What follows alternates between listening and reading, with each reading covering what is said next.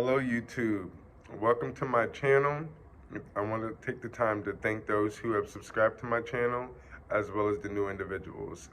Please don't forget to click on the notification icon, and I definitely appreciate your love and support. Today I'll be going over effective practice habits. I'm actually looking over the LMEA All-State Flute Set 1B. I'm going to be playing this etude by Sussman, A flat major. The tempo marking is andante cantabile, quarter note equals 69. So I'm going to play from bracket to bracket because that's what the cutoff is for. So from measure 1 all the way, it looks like measure 8. 1, 2, 3, 4, 5, 6, 12, all the way to measure 12. I had to count. All right.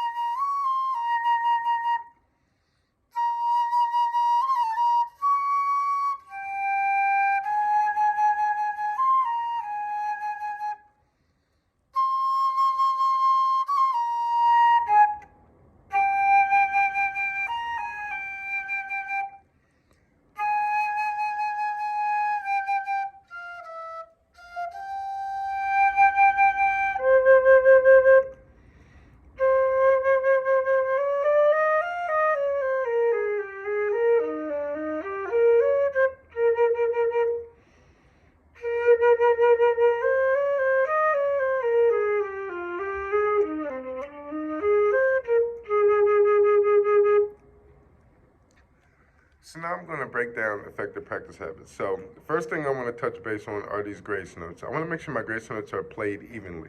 So I can actually play each grace note one at a time. I think for measure 1. So now I can play measure 1 only.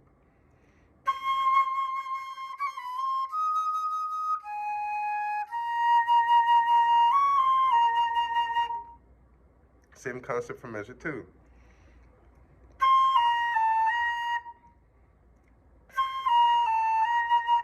So I'll play measure 3 altogether.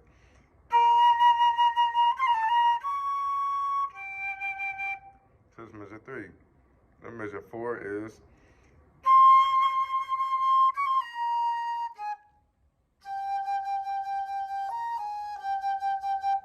so it's basically you're setting up your theme embedded with those grace notes. So now you want to connect all of your measures together, the first 4 measures. So you need to play musically. Cantabile in music means singing like. So I'm going to play all those 4 measures together.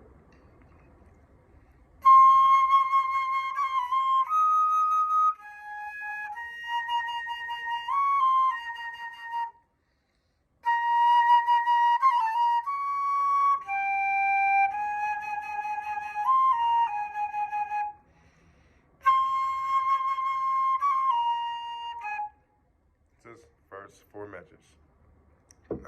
That may give you some type of trouble, but it's really good to slow the tempo down, which is, you're playing at a quarter note equals 69 anyway. But if you really want to make sure that your grace notes come right before that beat, slow the tempo down. Only practice your grace notes.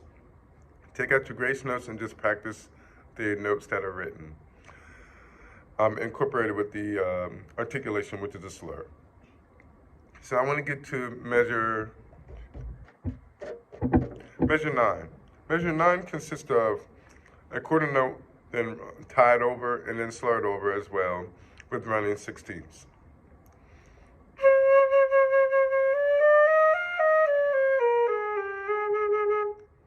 So whenever you're playing your scales, scales help to keep your fingers even as possible. So you have a quarter note tied over to a 16th note. So you play on beat 1, then you hold over for beat 2, you play it on the E of 2. Without tonguing, because you do have a tie.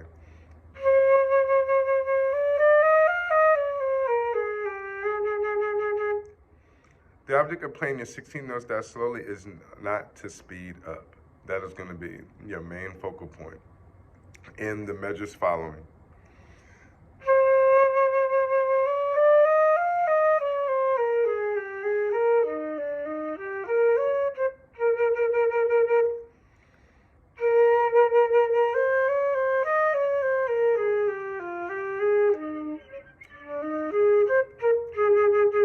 So right there, that last measure gave me a little bit of trouble because I'm going from an E flat to a low C.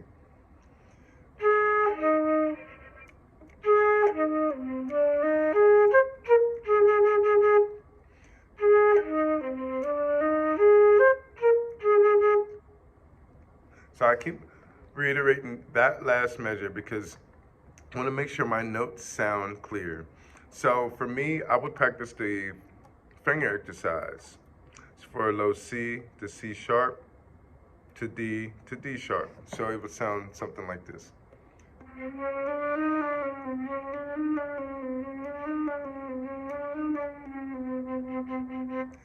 So now I can actually go back and play that very last measure.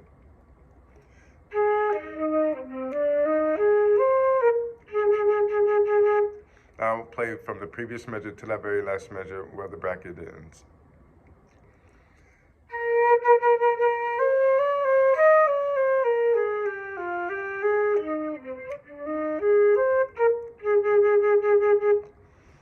So the object of breaking down this particular piece, or any piece in general, is to make sure your music sounds smooth when you're playing, connecting your lyrical parts with your technical parts. That's the object of practice. So it's developing your own strategy that helps you become an even more proficient player. You could practice with any type of music that will help you. I would always start with your scales, followed by your scales, your required piece. Some parts can be a bit technical because you do have, I'm talking about this particular piece, which is an A flat major. With your running eighth notes, with 16 notes, I'm sorry, can be detrimental if you don't have really good technique. So it's good to practice slowly.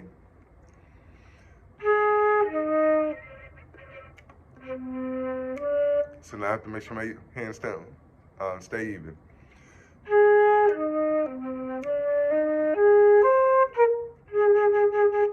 Play it again.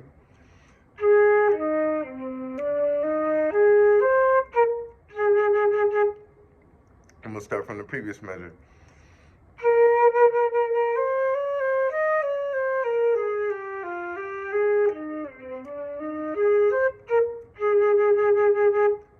So I'm gonna play all of the running 16th notes.